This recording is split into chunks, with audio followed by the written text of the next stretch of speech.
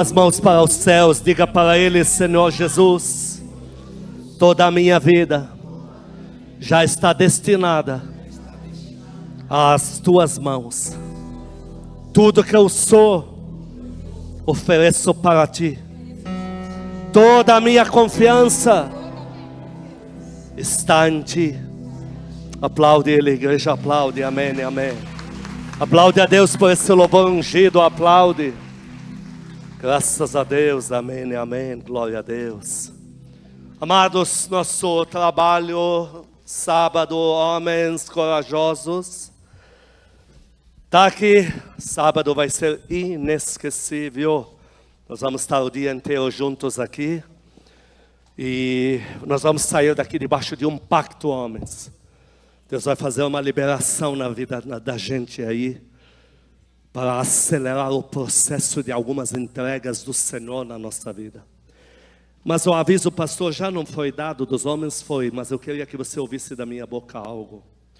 Não deixe o material atrapalhar o espiritual. Então o pastor está me dizendo: não tendo dinheiro para vir, eu assalto a casa do vizinho e venho pagar. Estou dizendo, mesmo não tendo dinheiro, apareça aqui que a gente resolve tudo. Não deixa o dinheiro me atrapalhar o espiritual nessa igreja. Mas você vem e traga convidados. Glória a Deus, queridos. Vamos aplaudir o Senhor, vai ser uma bênção sábado. Amém, amém. Senhor, meu Deus e Pai, fala conosco na Tua palavra, regenera as nossas vidas. Transforma as nossas mentes no poder, na unção da Tua palavra, em nome de Jesus. Amém. O título da palavra de hoje é manter nossos sentimentos em foco. Não deixe nada derrubar teus sentimentos.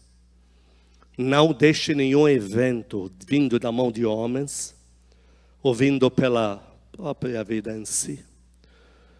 Ou de demônios, não deixe nada derrubar teus sentimentos. Deixa eu te dar um exemplo. Eu fiz um canal e adicionei os nomes que podia adicionar. Eu estou indo pelo abecedário. No meu caso, não deu nem ainda a letra A e já tinha fechado. Não pode mais. Essas pessoas que têm que entrar. Dos que eu adicionei lá, 3 saíram. Esses 3, com certeza, não são mais daqui. Qual é a tua vontade se você abre um canal e 3 saem? Qual é a tua vontade? Fala para mim. Escrever para eles seus filhos de uma filisteia. E qual é o meu sentimento? Pôr de novo.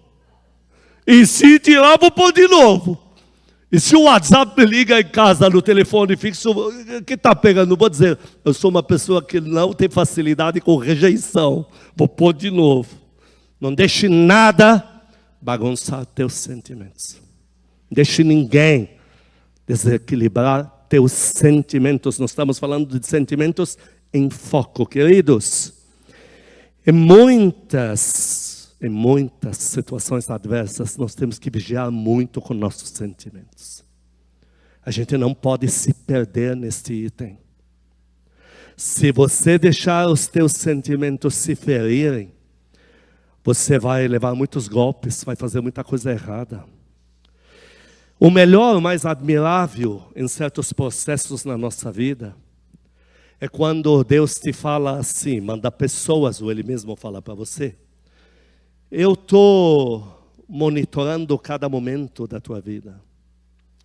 Eu estou vigiando sobre cada ação na tua vida.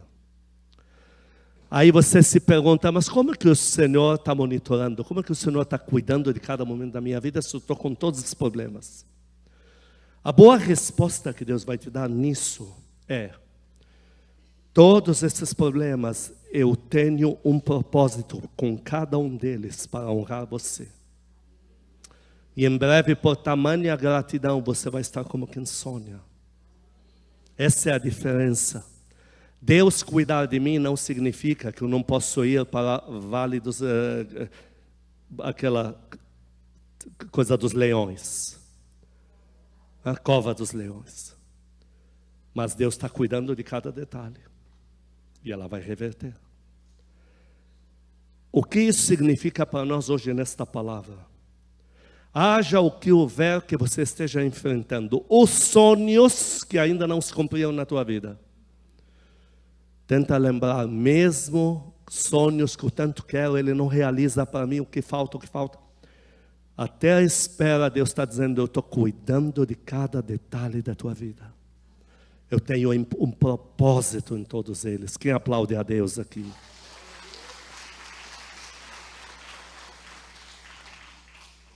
E é aí, muitas vezes nós enfrentamos situações que parecem que Deus nos abandonou, que Deus está brincando com a gente, que a promessa de Deus é furada mesmo. E é nessas horas que a gente tem que vigiar mais com nossos sentimentos, querido. É muito ruim quando nos parece que a palavra de Deus falhou na vida da gente. Eu já vi muita gente por muita coisa a perder, porque eles não estão entendendo o trabalhar de Deus.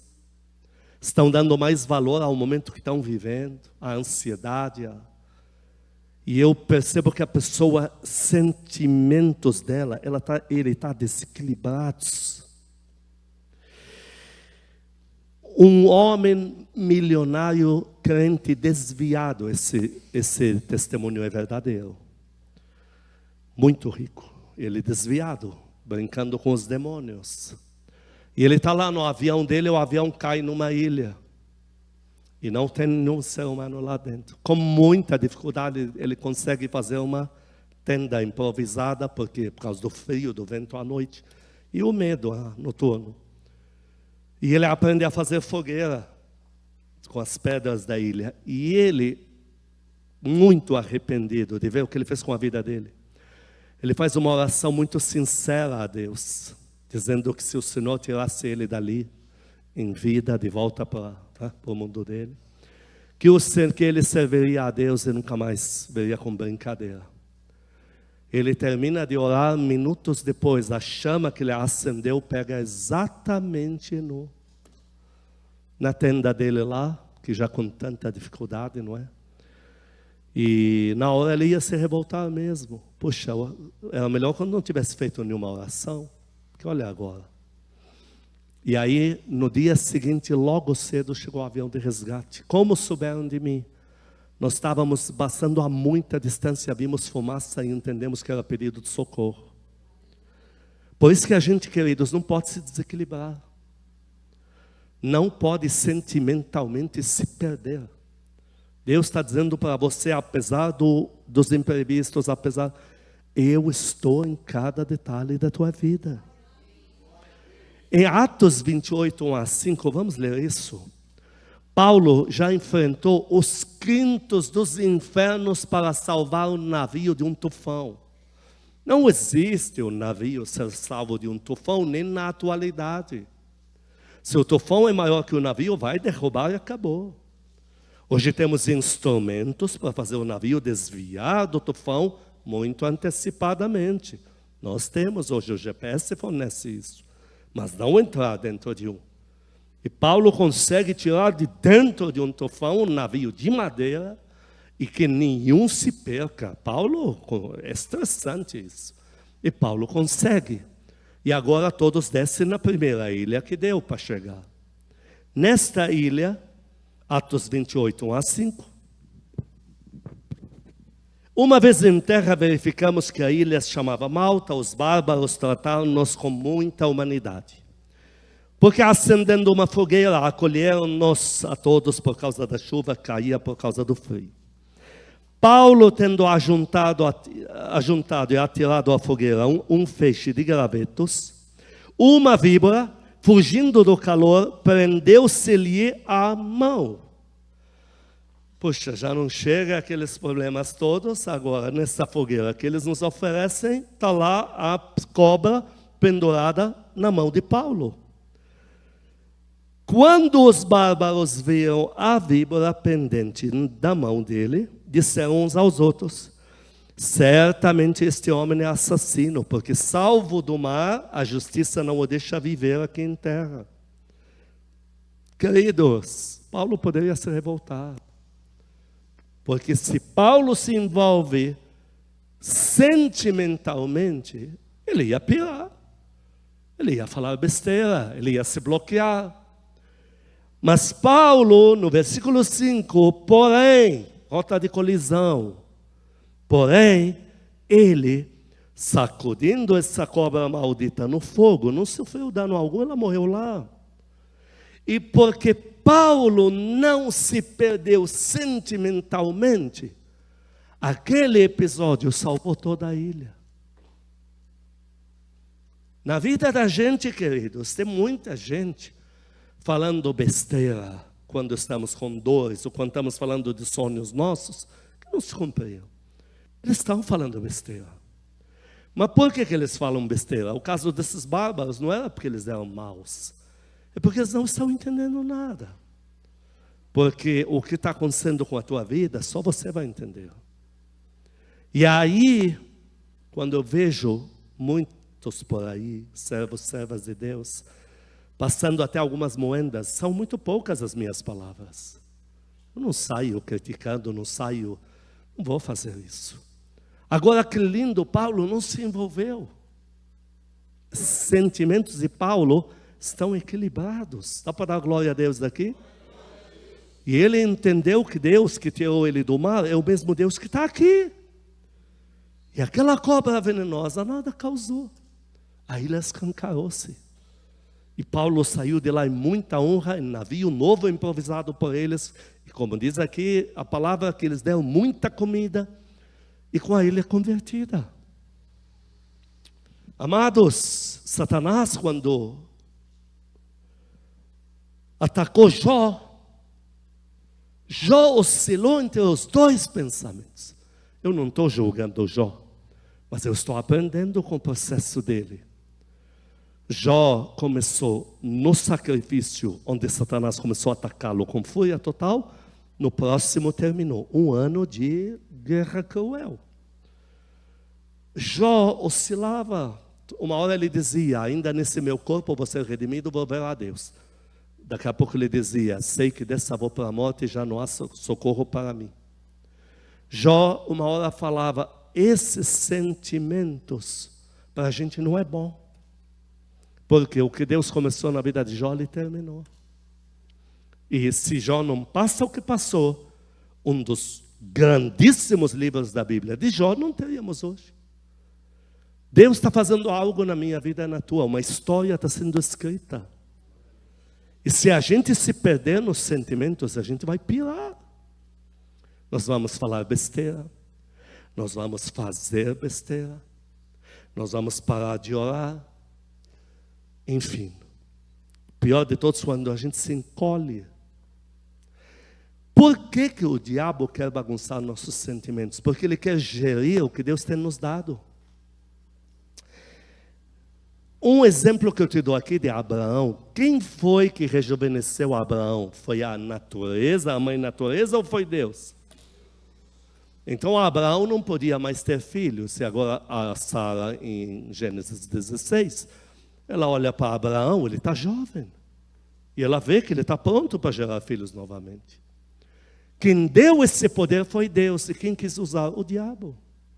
Por causa de um momento de incompreensão, incredulidade.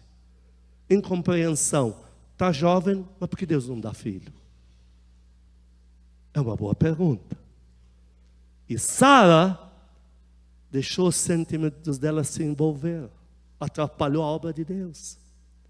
E ela oferece uma coisa abominável a Deus, que Deus nunca arquitetou, de entregar uma jovem de uma egípcia para ele. Então ele, Abraão, com o poder que Deus lhe deu para gerar, influenciado por Satanás, está dormindo com Hagar e gerando o filho errado. Olha o que os sentimentos da gente conseguem fazer. Por causa de um momento de não estou entendendo as coisas e de incredulidade. Se Satanás desequilibra teus sentimentos, você vai fazer igual a Abraão, vai usar coisas que Deus te deu, como Jonas. Quem bancava Jonas era Deus. E o dinheiro que Jonas usou para pegar o navio errado, porque os sentimentos dele falaram mais alto. Deus falou, Jonas, vai àquela cidade maldita de Nínive, porque era maldita mesmo. Eu sempre explico geografia para vocês, que nós tínhamos aqui, Babilônia. Aqui, Nínive. Aqui, os caldeus, que eram bárbaros demais, um povo louco aqui. Essa Nínive era uma cidade pequena, muito bem fortificada. Todo o trânsito daquela região de comércio tinha que passar por ela. Então ela era multimilionária. Então era a cidade do luxo que depois virou luxúria, porque era devassa, depravada. Todos os costumes dela que não valiam nada entravam no mundo inteiro, porque através dela, através do comércio dela, o contato estava acontecendo com o mundo inteiro. De um lado Nínive, de outro Tiro, da cidade de onde eu vim lá. Essa Nínive tinha também causado dano ao povo de Israel, porque ela manipulava guerras. Ela bancava um país para atacar outro, só porque o outro não agradou. Ela tinha prejudicado Israel. Só que Deus não é um idiota. Deus não é um imbecil. Deus não é cego para não ver o seu povo. E nesta hora, Deus chega e diz: Jonas, eu vi o que eles fizeram com o meu povo. Não sou idiota para ignorar o tamanho do dano e quem é essa cidade. Mas eu estou te pedindo para ir. Jonas se influencia sentimentalmente, porque ele tem sentimentos ruins que foram gerados pela cidade de Nínive durante muitos anos. Os sentimentos de Jonas, aqui eu abro um parêntese, lembrando exatamente o mesmo quadro do profeta Eliseu. O profeta Eliseu foi junto, ninguém convidou, não tinha o que fazer lá, mas o Espírito Santo introduziu ele. Quero que vá nisso aqui, nessa caravana. Só que é uma caravana formada por um rei de Deus e um rei majoritário de Israel, que é a tranqueira. E Deus pede para o profeta Eliseu ir no meio. Já ele está contrariado. Estou obedecendo a Deus, eu não sei nem o que estou fazendo aqui. Que ordem é essa que Deus me dá?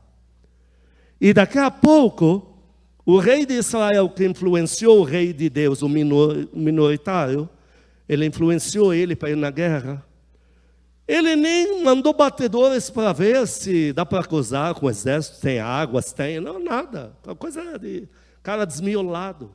Chega no meio do trajeto, não tem água, vamos morrer, acabou. Aí ele diz assim: e esse Deus que nos traz aqui para nos matar? A gota d'água. Mas é aí que Deus fala ao filho Eliseu: eu não te trouxe aqui porque eu seja um idiota. Eu te trouxe porque eu sei o que eu faço.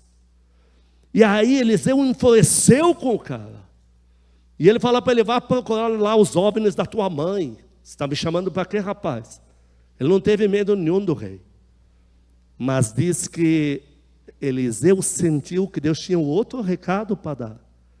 Mas sentimentalmente ele não está conseguindo se controlar. E aí ele pede um tangedor. E o tangedor louvando, Eliseu entra nos moldes de um crente. Porque o que acalma os filhos de Deus não é uma pinguinha, por mais que seja adocicada da fazenda maravilhosa. É louvor mesmo. Aquilo quebrantou ele. E quando ele se quebrantou, o amado Espírito Santo veio sobre ele. Diga comigo: quando emocionalmente ele se equilibrou, é que o Espírito chegou. O Espírito Santo não vai se mover por alguém que está totalmente descontrolada emocionalmente. Entenda isso. E aí, quando o tangedor se move, o profeta naquela hora se deixa levar.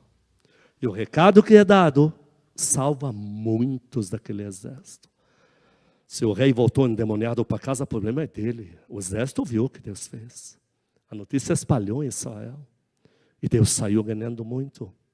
Jonas está desequilibrado sentimentalmente. Ele fala: me mata, mas não vou. Olha que loucura.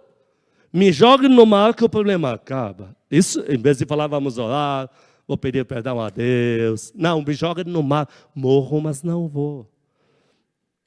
Deus teve que esperá-lo se acalmar dentro de um peixe grande, enfiado lá dentro, comendo sardinha, como eu como à noite. Vai comer aí. 3 dias. Aí ele se acalmou.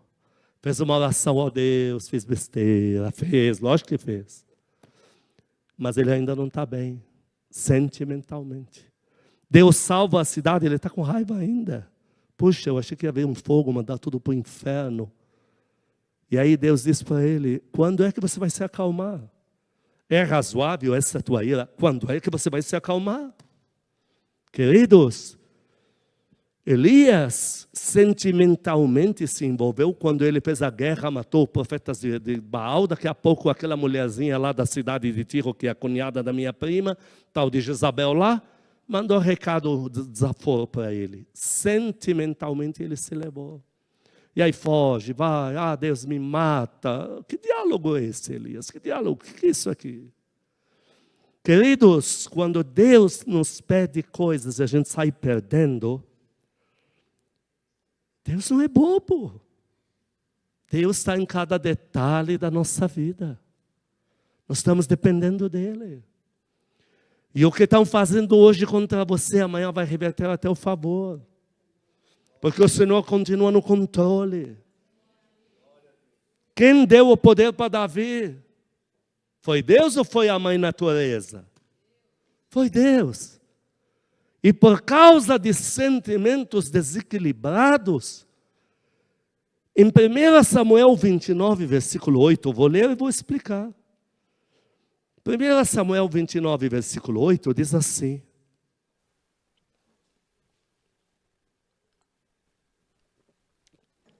então Davi disse ao rei inimigo dos filisteus, o rei dos filisteus, inimigo, Davi disse para ele, que fiz eu? Que achaste no teu servo, ele se diz servo desse rei filisteu, esse rei maléfico lá. Desde o dia em que entrei no teu serviço até hoje, para que eu não vá pelejar contra os inimigos do rei, meu Senhor. Davi foi chamado por Deus para submeter o Oriente Médio inteiro debaixo de seus pés. Davi teve uma visão na origem da sua unção. Ele viu Deus falando para os anjos, em Salmo 18, Salmo 89, fala disso. Ele fala, o Senhor falou em visão, que me deu poder além mares, que o teu braço é comigo, que vai me tornar o homem mais elevado da terra. Ele viu tudo isso. Mas Israel foi muito ruim com ele. Fez muito mal para Davi. O rei Saul, além de ingrato, é assassino. Ele quer matar Davi que não fez nada. E a coisa está durando anos. Anos eles perseguindo Davi para pegar o prêmio que Saul ofereceu. Saul falou, a cidade que me entregar Davi nunca mais vai precisar de dinheiro e não paga mais impostos. Está todo mundo correndo desenfreado para entregar o Davi que estava salvando eles do inimigo. Porque Davi sabia que o rei está endemoniado. Ele mesmo libertava Saul. Só que chegou uma hora, todo mundo tem limite. Davi bateu, o limite bateu na testa. Aquilo que no Brasil eu ouvi falar tal de gota d'água. Bateu lá a gota d'água. Davi sentimentalmente agora não está bem. Está com raiva, ele se deixou levar. E aí ele vai para o rei que deveria ser o inimigo dele. Ele fala, o Senhor é meu Senhor. E eu vim para te servir. E nessa guerra de Israel, eu vou usar o poder que Deus me deu. Ele fala que ele vai usar o poder que Deus lhe deu para matar todo o lado masculino do exército de Israel, que eram 300 mil homens. Você fala, isso é loucura? Não. Isso é sentimentos em frangalhos. Isso é a guerra que Davi deixou chegar nos seus sentimentos. Você não sabe o que o diabo tentou fazer comigo, com cada um desses primogênitos, primogênitas, pastores. Você não sabe o que nós já aguentamos aqui. Mas se eu falar a palavra aguentamos, Deus vai pesar a mão em mim. Eu aguentei o quê? Ah não, porque estão falando que você... Pior, eles têm razão, vou ficar com raiva de quê? Me leva lá que eu tenho coisa pior para falar de mim. Ou eles acham que eu vou ficar em depressão. Porque falou não sei o quê, eu vou me matar. Vou tomar um veneno de rato, mas vou pôr um tempero, porque o sabor deve ser horrível mesmo. Que nada, eu vou adicionar de novo esses 3 que saíram lá do grupo. Hoje vai ser o revanche à altura. E se tirar, enquanto não me bloquear, vou pôr lá. Não deixe ninguém, não deixe nenhuma situação desequilibrar teus sentimentos. Uma coisa é a gente ficar contrariado, lógico. Uma coisa é termos medo de algumas coisas, lógico. Temos medo. Temos medo natural de altura, sei lá, altura. Temos medo. Dói quando alguém faz certas coisas, dói. Mas isso não pode controlar teus sentimentos. Porque você vai fazer o que Davi está fazendo aqui. Você vai fazer igual a Abraão, vai fazer igual a Davi. Deus deu um jeito de fazer os inimigos isolar Davi, pediu para ele voltar para casa. Porque Davi estava determinado a destruir o povo de Israel, o povo de Deus, 300 mil homens iam para a cova. Por causa daqueles sentimentos. O que eu quero dizer com isso é que o processo de Deus na nossa vida para se os nossos sentimentos estiverem fora de controle. Você vê servo de... Eu já vi muito isso, no plural e muito.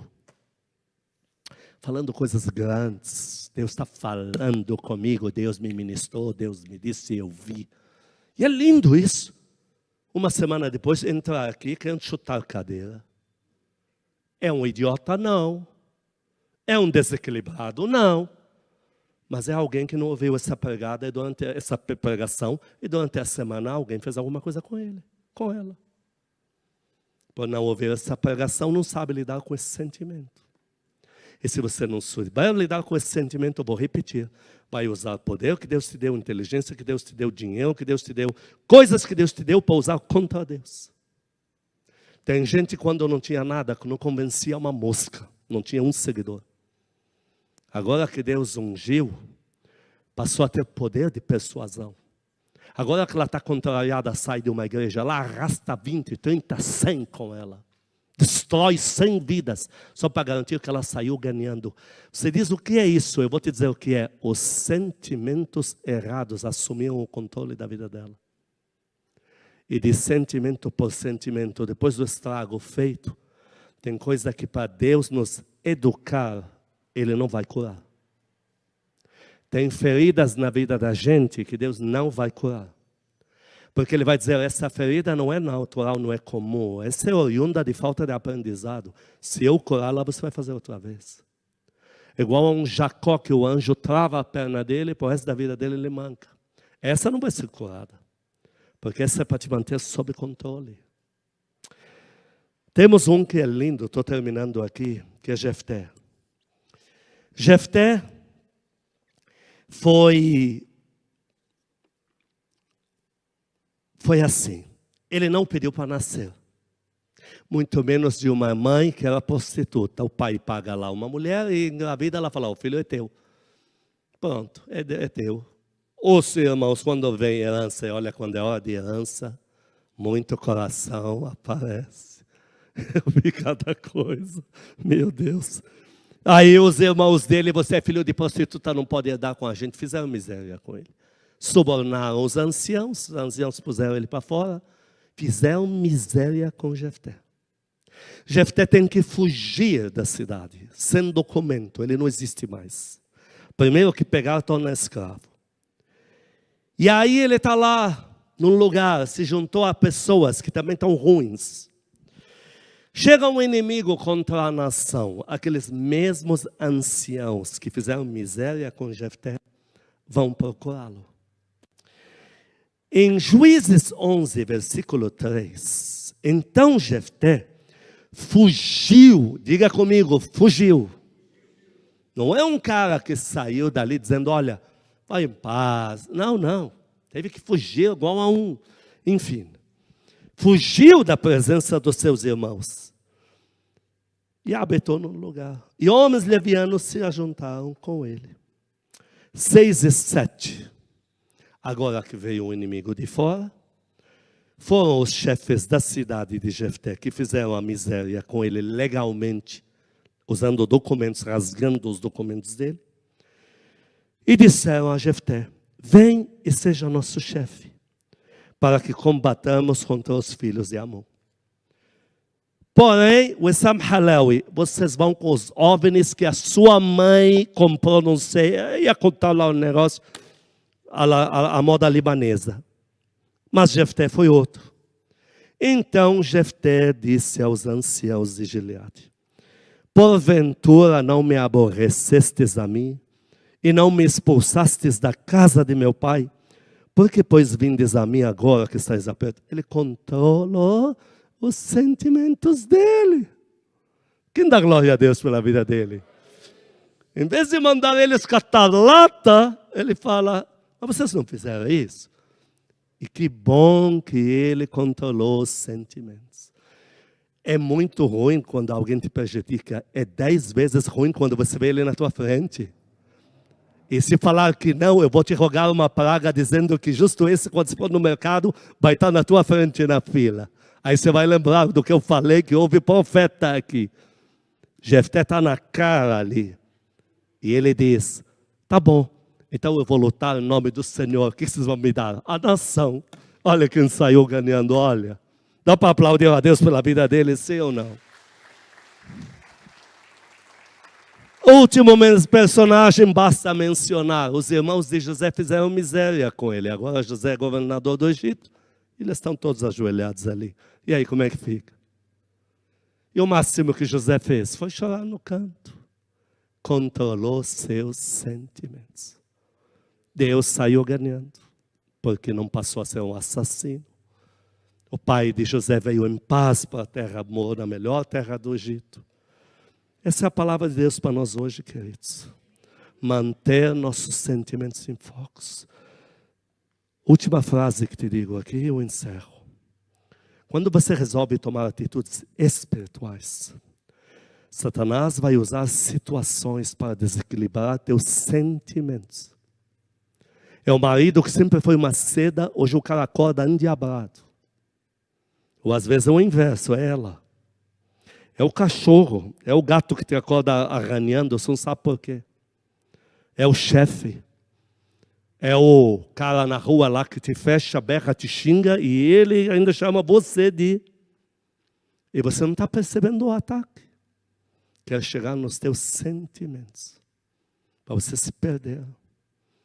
Quando, na verdade, Deus atua quando estamos em sentimentos de alegria. Sentimentos de louvor. Sentimentos de paz. De confiança nele. Quem toma essa decisão aqui? Põe a mão no teu coração, diga comigo: Senhor Jesus, diante da tua palavra, peço perdão por qualquer atitude onde permiti os meus sentimentos envergonhar o teu nome. Peço perdão se de alguma forma me deixei levar a ponto de tentar usar o que o Senhor me deu para causar estrago. Hoje eu creio na tua palavra. Diga para ele: volto à sensatez. Confio no Senhor. Toda a minha vida entrego nas tuas mãos. Amado Espírito Santo, o Senhor me conhece melhor do que ninguém.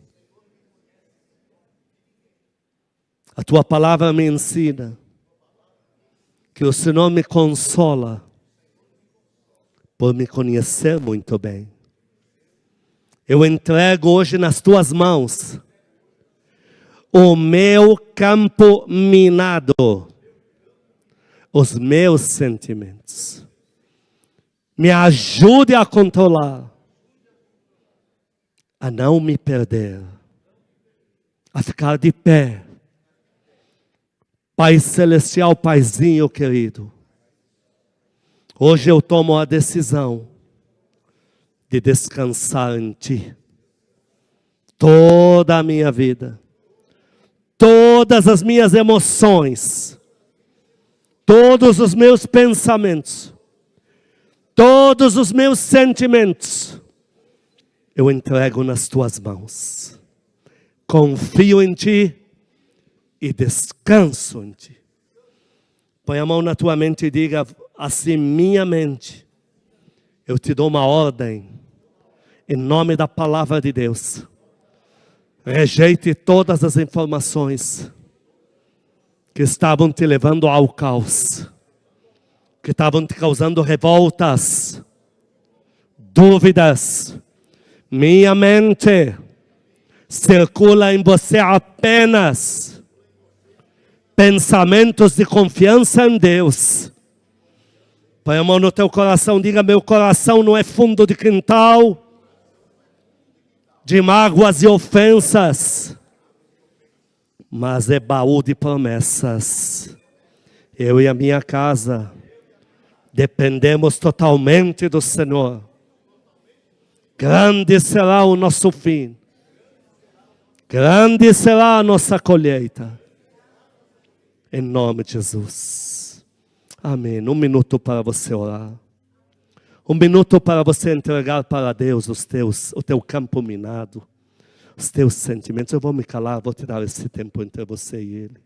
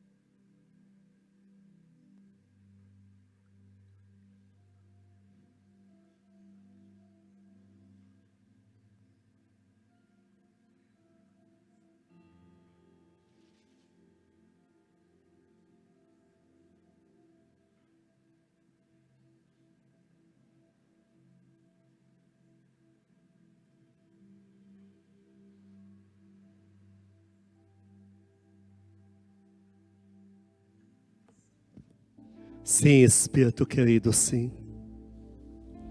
Confiamos em Ti, confiamos na Tua palavra, ó Deus. Deixamos nossos sentimentos de lado para dizer que o Senhor triunfa na nossa vida. Não importa o que a gente sinta, importa que o Senhor saia sempre ganhando. Ganhe o Senhor e assim nós somos prósperos.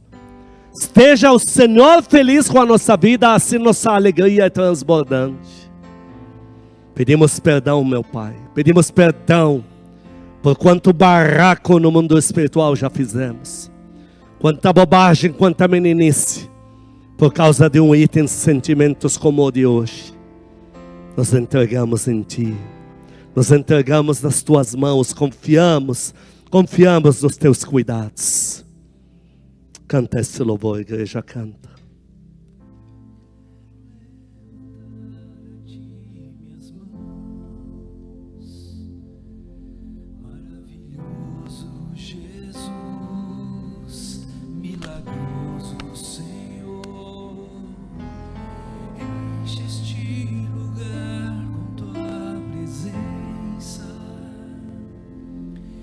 Faz descer teu poder para nós que estamos aqui.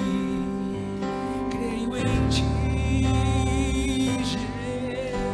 Jesus, no que farás em mim. Creio em Ti.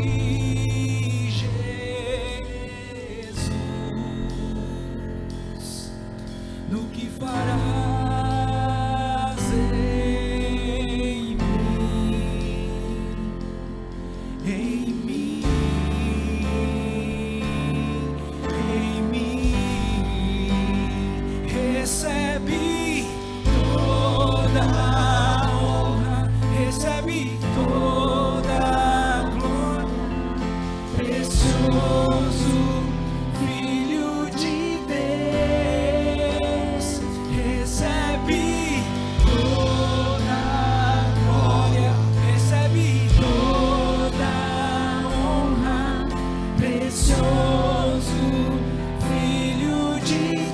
Que o amor de Deus Pai, santas consolações do Espírito Santo, a graça eterna do nosso Senhor Jesus Cristo sejam com os amados e com todo o povo que ama Cristo na terra de hoje para todos sempre. Amém e amém. Estamos liberados em nome de Jesus. Vai com a alegria de Deus para a tua casa, mas com alegria mesmo.